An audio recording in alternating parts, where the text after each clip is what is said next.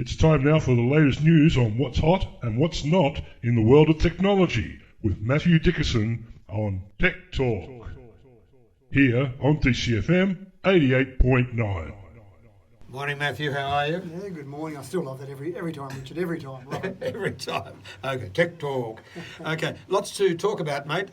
Basically, I suppose we might start with the International Space Station because I mentioned it just a few moments ago. Yeah. And things happening. New toilet being put in, but I think the main reason that's being put in is for space tourists. Yes. So you've got Virgin Galactic has just signed a deal with NASA to be the first company, but there might be some other ones as well, but the first company to start taking up travellers to the space station. Now, there's still no time frame, no date on when this will occur, but it's been talked about for a while, and people have already purchased tickets. There's some very rich people have already reserved their tickets to get on that first flight, on one of those first flights. About $250,000 a ticket, isn't it? Yeah, it's not cheap, yeah, and some people, there was one Japanese businessman who bought out the entire flight just for him and a few of his mates, so I don't know how much he paid for that totality. I don't know all the number of tickets there, but certainly not something that you do cheap. The thing I'm really intrigued about is what level of, say, fitness or ability do you have to have? So pay your money, that's fine, but if you're very old, very overweight, might have some medical conditions, probably the last thing they want is get you up into the space station and go, oh, we've got this guy here with some with a heart dicky conditions. ticket. That's right. Where's the nearest doctor? Oh, well, he's down there a few thousand kilometres away. Isn't there a doctor on the space station? There probably would be a doctor on the space station, but the facilities, I think, I'm not sure if they've got the machines that go beep on the space station. Well, I don't know if they'd have a whacker-packer. That's right. So, I mean, the thing is that it'll be quite interesting, and I'm actually not convinced that the real astronauts on the space station would be that keen on these space tourists, because they've gone through an incredible amount of hard work. Yes. There's only, I think the total number of people ever on the space station is in the number of 200 odd, just over 200. So it's a fairly exclusive group. And then you've got these people who come along and pay a few $100,000, and next thing you know, they're flying out there, having a bit of a holiday, got their Hawaiian shirts on underneath their spacesuits, looking for the, I don't know, the tourist gimmicks that might be there. Where's the souvenir shop in the space station exactly. to buy some things? So yeah, it'll be interesting. But anyway, they've signed the deal with NASA. Obviously, SpaceX have just docked with the space station, and so they may well have some space tourists in the future as well. So there might be a bit of competition out there. You never know. They could take up COVID-19. We won't go there. Let's get on to COVID-19. CSIRO backing wastewater testing for the virus. I think this is really clever. There has been some work already done about testing wastewater, and it is a way that they can detect whether or not there is COVID-19 in the waste stream before people actually have the symptoms, for example. And the great part about this is that you can actually narrow it right down to a fairly small area, a fairly small suburb, for example, in Sydney, or even in Dubbo, a fairly small area of Dubbo, because you've got the ability to test the wastewater streams as it goes through various pumping stations. Sure, in Dubbo you get to the one the treatment plant there, and that might tell you someone in Dubbo has it, but you don't want to quarantine all of Dubbo. But because there are various pumping stations throughout Dubbo for that sewage to get from various areas of Dubbo, you can actually have test sites set up in each of those pumping stations, and then you can narrow it down to just that area of Dubbo. There's someone in that area, so quarantine that area, for example. So Tamworth Street, South Dubbo, you've got COVID, yeah? Yeah, that's right. So when you do that, then you can narrow that down. And there might be people in that area who go, well, I'm not feeling great. Maybe I'll go and get tested because it's in this area, so I'm not just going to get tested for preventative reasons. So it seems like a very clever way to just keep tracking that and to track an outbreak as well. I imagine, and I didn't read this in the information, but I imagine that not only can they detect that there's something there, they could probably detect how much is there. So in other words, there are only a few people that have got an issue, or there are a lot of people in that area that have got an issue. Yeah, indeed. And Queensland University, they are doing very well, Queensland University, working on a serum as well. Yeah. So there's, I think it's still a long way to go there, but that whole detection, I think, is the important part at the moment.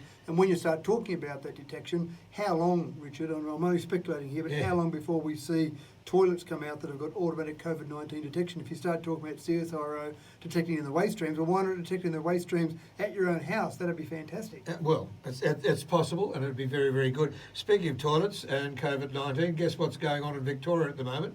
Another toilet paper rush. Is there really? Yeah. Oh, no. Started this morning. Victorians are buying toilet paper again. Yeah, right. Moving right along, getting away from that, cyber fraud. Now, a lot of people experienced cyber fraud last year. I don't know about you, but I would get, I think, potentially people looking to fraud me at least once a week. It is incredible. The report that came out said that 1 in 5 people across the world have been impacted by cyber fraud. Now, you don't see these numbers reported with the authorities, for example, because not everyone reports cyber fraud. People are often embarrassed about it. Yes. Or some people see it as so minor, they're not that concerned about it, so they don't worry about reporting it. So 20% of people in the last year alone have been impacted. Now, that might be viruses, that might be online scams, might be phishing emails. But the one that I also thought was pretty scary was 4.5% of people said that they've been impacted by a scam email. Not receive a scam email, as you say, you're getting one a week, people are getting them all the time. But 4.5% have been impacted by a scam email. In other words, they've clicked on something, they've taken some action, they've lost some money, there's been some action out of the scam email they've received. And again, they're very sophisticated, these scammers. They make it look just like the real thing. So don't be embarrassed if you fall for them. Try and do as much as you can to prevent them, but it is scary. And when we talk about the dollars, in America, the FBI says $3.5 billion it cost America last year. In the UK, they talk about £190,000 a day is lost through some form of cyber fraud. So it's costing our society a lot. At the moment with COVID-19, there's more people at home, more people using computers, so maybe more possibility of scams occurring. So the report that will come out next year might be even scarier in terms of those numbers. But just be sensible with everything you do, apply some common sense, effectively just everything you see, just question it, be a little bit sceptical about it. Well, I mean, the Australia Post one is there, the Woolworths one's there. I've had Woolworths, I've had a Coles one. And what I do is look at the email at the top, there's no AU there. I just straight away. But then again, a lot of them have got AUs in there now as well, and they're fraudulent. Well, it's very easy to spoof an email. And I remember attending a course, or not a course, a seminar in America a few years ago with Microsoft, and they showed spoofing emails, and essentially they just picked someone in the audience to give me your email address, and within a few minutes they were sending people that same email address had been used to send people emails. So it was very easy to do that. Right. So spoofing an email is quite easy. One of the things, Richard, that's really important is to hover over the links. That's the thing that often will give you something. So when you see an email come from Company X and you hover over the link and it says companyx.com or .com.au, you can have a little bit more confidence it's legitimate. When it's got a whole long list of letters and numbers and somewhere there might be Company X, but it's not companyx.com.au or companyx.com, you can be a little bit sceptical about that. But you can also pick up the phone and just ring the company and say, did you send me an email to say, update these details, or you've got an issue with something? I mean, that's what I meant when I hover over the link. If it's got AU in there, it hasn't got AU in there anyway. I think, and big long.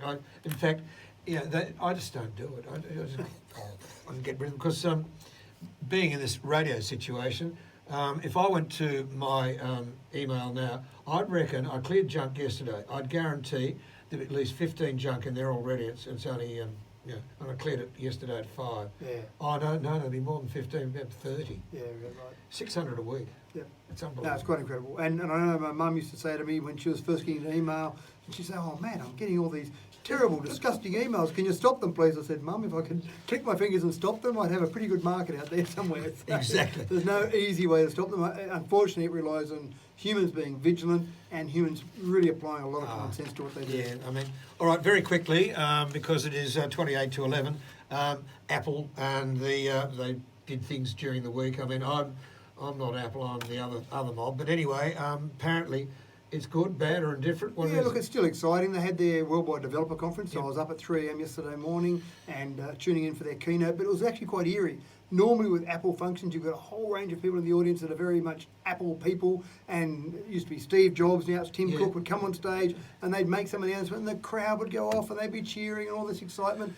And the same announcements were made this time, but of course, there was no audience cheering, there was no interaction from an audience because it wasn't an audience there. So the keynote was a pretty slick production because it was a 2-hour keynote that was all pre-recorded. But a lot of information came out. The developer conference is normally more about the software, so new iOS version was talked about, new home screen, new widgets on there. And one of the things I think will be pretty exciting is the new car key. So cars like yours and cars like mine, we've got the access to be able to do things on our car with our phone now with a proprietary app made by that car manufacturer. What Apple's talking about, and they've already got an example of this out there in the field, they're talking about using your phone as a set of digital car keys that will be generic across a range of manufacturers. And they demonstrated in the keynote with a BMW, but that's just the first manufacturer that's signed up. So this will be basically the first step towards replacing your keys for so many things. It won't be that far away, Richard, Yeah. that you'll only need your phone. You won't need house keys to get in the house. You won't need keys to get into your shop or your business. You'll just have your phone to get into everything. Just make sure you keep the battery charged up, because that's a minor issue. I mean, even then, that was one thing they talked about in the keynote. If your battery does go flat in the car will keep running for 5 hours before it suddenly says, okay, we think there's a problem here now, you've lost something. But keep in mind that you can charge the phone in the car as you're driving along with a wireless charging pad. Exactly you right. can do it that way. Yeah. Yeah. So anything So, anything going to happen with Android about that? Do you think? Oh, look, certainly, yeah. Samsung? The Android uses NFC as well, so this is all uses NFC. I mean, I can start the crap wagon at the moment with my phone. Yeah, And but- put the windows up and down, all that sort of business. The same concept that they're talking about with Apple, Google will do the same thing, Androids will do the same Yeah. thing. So essentially, it'll be your phone, whatever brand it will be, will run everything there. The other thing that was really interesting out of the keynote was finally the Apple Watch, which leads the market. They're about to tick over 100 million sales for Apple Watches in their history. Will have a sleep app on there. That's something they've been looking for a long time. A lot of users have talked about that. Track your sleep, monitor your sleep, see how well you're sleeping. So that's a big change. And the last one is the Mac has actually changing, or it hasn't yet, but will by the end of the year, changing from Intel processors to their own Apple processors. Ooh. So that's a huge change from a hardware perspective. And one of the things there, I thought of poor old Intel. Someone comes along and says to Intel, you've only got a few clients out there. These are major PC manufacturers across the world. And one of those clients is just about to take over several million sales out of your sales and put them into Apple sales. So that's a pretty big hit to Intel. Yeah, they wouldn't be liking that. No, not at all. Not at all. Yeah. Always good to talk to you, mate. Thanks, Richard. Terrific Tech Talk. We'll see you next Wednesday morning at the normal time. Hopefully we won't be doing things with the regional council, but you never know. Who knows? You never know what's going to happen. Okay, 10, it's now what, 25 to 11, DCFM 88.9. Tech Talk next Wednesday morning, around about 9:20 with Matthew Dickerson here on DCFM 88.9.